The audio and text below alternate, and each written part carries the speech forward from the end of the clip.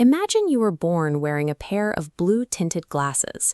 Because every piece of light you have ever seen has passed through those lenses, you'd have an incredibly difficult time figuring out what the world actually looks like without them. This diagram illustrates a concept proposed by philosopher Immanuel Kant. He argued that our biology acts exactly like those glasses. Our brain filters the universe through a restrictive sensory bottleneck, meaning we never experience reality directly. We only experience the version our cognitive structures construct. Long before Kant, Plato explored this same limitation. In his Allegory of the Cave, prisoners chained in darkness mistake the projected shadows on a wall for the actual physical world. For nearly all of human history, we have been stuck inside that cave. If the universe contained massive patterns or complex truths that our biological brains simply weren't built to process, we were completely blind to them. Early Greek philosophers attempted to stretch this biological filter. They proposed that the universe operated on underlying mathematical principles, and that human reason could uncover them through careful observation.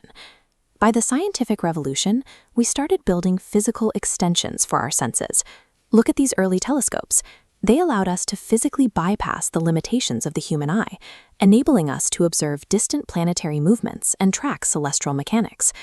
Similarly, this 18th century microscope, with its glass light-condensing sphere, brought entirely invisible worlds of bacteria and cellular structures into human view for the very first time.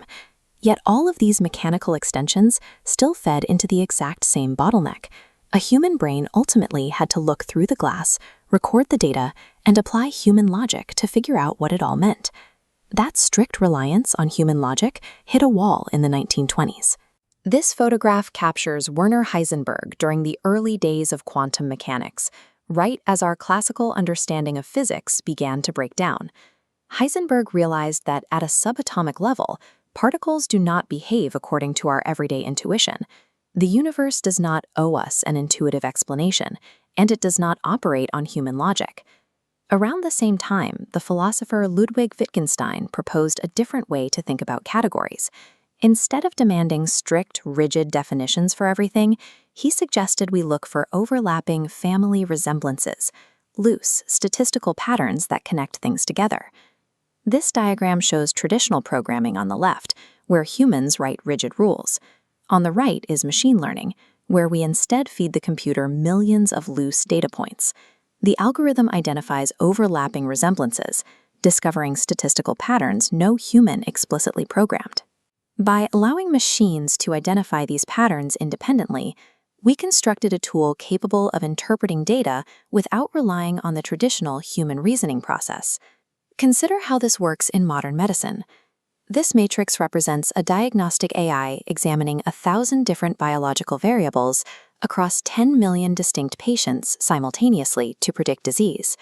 The prediction is highly accurate, but a human doctor cannot map the nonlinear logic the algorithm used.